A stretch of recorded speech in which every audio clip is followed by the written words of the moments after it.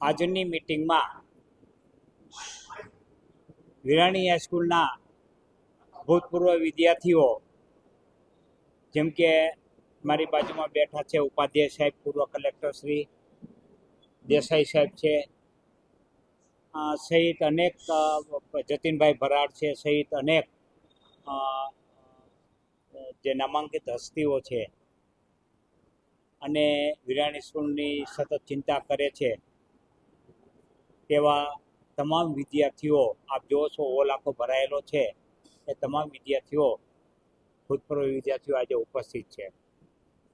અમારો એજન્ડા એ છે કે વિરાણી સ્કૂલ સંદર્ભે જે 6 વર્ષથી આ લડત ચાલે છે એ લડત ક્યાં છે, શું છે, લડત વિશેની જાણકારી આપવા માટેનો છે અને ભવિષ્યની અંદર આ લડતને કઈ દિશામાં લઈ જવી અને એના સૂચનો મંગાવવા માટેનો છે.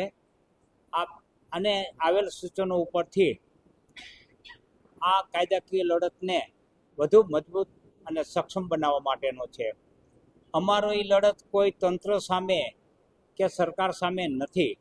અમારી લડત માત્ર ને માત્ર વિરાણી હાઈસ્કૂલના ટ્રસ્ટ સામે છે અને ભૂતપૂર્વ વિદ્યાર્થી વચ્ચેની લડત છે. કમિટીની રચના કરવામાં આવેલ છે.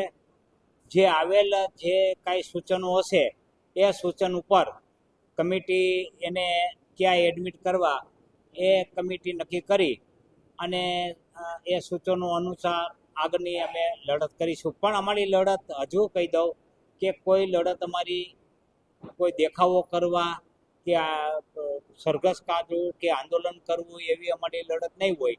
અમારી લડત હશે એ માત્ર ને માત્ર કાયદાકીય લડત હશે.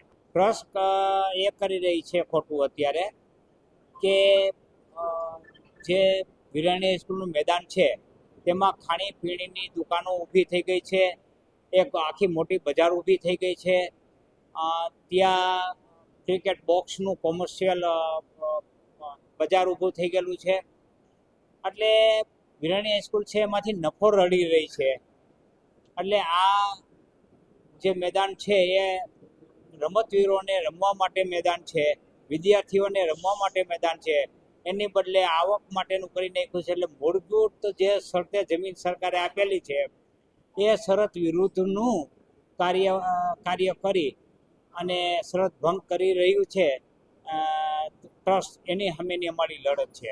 સરકારે જ આ 49,723 જે વાર છે એ આખી સરકારે જ આપેલી છે. એમની જે બાબત છે એ આધાર પુરાવા વગરની છે અને એકમાત્ર ચિઠ્ઠીના આધારે એમ કહે છે કે આ અમારી જમીન છે, પણ હકીકતમાં એવું છે નહીં. પ્રાંત અધિકારીએ પણ આ બાબતે તેમની વિરુદ્ધમાં ચુકાદો આપ્યો છે અને એમને પણ સરકારી જમીન ઠેરવી દીધેલી છે. હવે જે બાબત છે એ હાઈકોર્ટમાં પેન્ડિંગ છે. એટલે હાલના તબક્કે એ જમીન સરકારી છે એવું રેકોર્ડ ઉપર છે. વળતર સરકારને પણ મળ્યું છે અને વળતર રેકોર્ડ ઉપરની વાત કરીશ. વળતર સરકારને પણ મળ્યું છે અને વળતર ટ્રસ્ટને પણ મળ્યું છે. કારણ કે ટ્રસ્ટની દિવાલ હતી એ દિવાલ પાડી નાખવામાં આવેલી, નવી દિવાલ બનાવવામાં આવેલી અને સરકારે જે કાંઈ પત્ર વ્યવહાર થયો છે એ પત્ર વ્યવહારને ધ્યાને લેતા એને વળતર આ રીતે ચૂકવાયેલું છે. એટલે તમામ વળતર એને ચૂકવાયેલું નથી, પણ એ છે એ પત્ર વ્યવહાર છે એ જમીન અંગેના ટાઇટલનો કોઈ હુકમ નથી. આને જમીનના ટાઇટલ ગણી શકાય નહીં પત્ર વ્યવહારને, અને ટ્રસ્ટ છે એને આ પત્ર વ્યવહારને જમીનના ટાઇટલ ગણે છે. એ જ મતભેદ છે અને એ જ લડતનો એક હિસ્સો છે. કલેક્ટરની એક એવી નોંધ પણ છે કે સારી સંસ્થા છે અને એના જે પારી છે એ બનાવવા માટે અને એને વળતર મળે તો સારું કામ કરી શકે એવી એક પણ નોંધ હાથમાં આવેલી છે. એટલે એ બાબતે એને મોટું મન રાખીને વળતર ચૂકવવું હોય તો વળતર ચૂકવવાથી માલિકી હક પ્રદાન થતા નથી. ક્યારેક ભાડું હોય તો એને વળતર ચૂકવવામાં આવે છે. માલિક એક હિસ્સો જમીન માલિકને ચૂકવવામાં આવે, એક ભાડૂતને ચૂકવવામાં આવે છે, તો ભાડૂતને માલિકી હક મળી જતા નથી, એને ભાડૂતી હક જ રહે છે. એવી રીતે આમાં પણ એ ભોગટેદાર છે તો વળતર ચૂકવવું હોય તો એને એનાથી માલિકી હક મળી જાય છે. એવી જે એમની દાદ છે એ મારી દ્રષ્ટિએ યોગ્ય નથી. 51 કરોડમાં જમીન વેચવા કાઢી એ બાબત 2019ની છે અને એ જમીન બાબતે જાહેરનામું પણ પ્રસિદ્ધ થયેલ અને હરાજી પણ થઈ ગયેલ, 25% રકમ પણ ભરવામાં આવેલ, પરંતુ કલેક્ટર શ્રીએ વાંધો લઈ અને વિદ્યાર્થીઓએ વાંધો લેતા તે વેચાણ અટકી ગયેલ. એટલે આ અત્યારે વેચવા કાઢી હોય એવો પ્રશ્ન નથી, 2019નો પ્રશ્ન છે. જ્યાંથી લડત મૂળભૂત લડત ચાલુ થઈ એ 2019માં થઈ. આ એ પ્રશ્ન છે. કલેક્ટર ચેરિટી કમિશનરે વિદ્યાર્થીઓને એટલા માટે એમની વિરુદ્ધમાં ઓર્ડર કર્યો ત્યારે કે તેઓ હિત ધરાવતા નથી, કારણ કે ટ્રસ્ટમાં જે હિત ધરાવતા હોય તેઓ જ અરજી કરી શકે.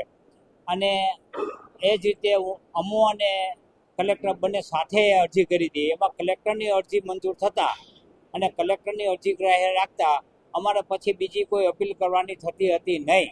એટલે અમે અપીલ નથી કરી, કારણ કે જે અમારો મૂળભૂત હેતુ હતો તે સિદ્ધ થઈ ગયેલો છે. કલેક્ટરના ઓર્ડરમાં અમારી બાબત સંતોષાઈ ગયેલ હોય એટલે અમે એને ફરીથી અરજી કરી નથી, અપીલ કરી નથી, કારણ કે ન્યાય એ પ્રશ્ન પૂરો થતો હતો વેચાણનો, અને વેચાણનો પ્રશ્ન પૂરો થયા પછી કોઈ અરજી કરવાની જરૂર હતી નહીં. હાઈકોર્ટમાં સ્ટે નથી, સ્ટેટસ કો છે, યથાવત પરિસ્થિતિ રાખવાનો છે. આ હુકમ છે એની યથાવત પરિસ્થિતિ રાખવાનો છે, કોઈ સ્ટે નથી અને હાઈકોર્ટમાં ચાલે છે. એટલે સુપ્રીમ કોર્ટમાં જવાનો પ્રશ્ન નથી. હાઈકોર્ટ સાંભળશે અને હાઈકોર્ટ જો અમારી વિરુદ્ધ ચુકાદો આપશે તો અમે સુપ્રીમ કોર્ટમાં જશું, જો અમને અસંતોષ જણાશે તો. સાંજ સમાચાર ફેસબુક પેજને લાઇક કરો, વિડીયો શેર કરો અને વધુ વિગતવાર સમાચાર માટે sanssamachar.net વિઝિટ કરો.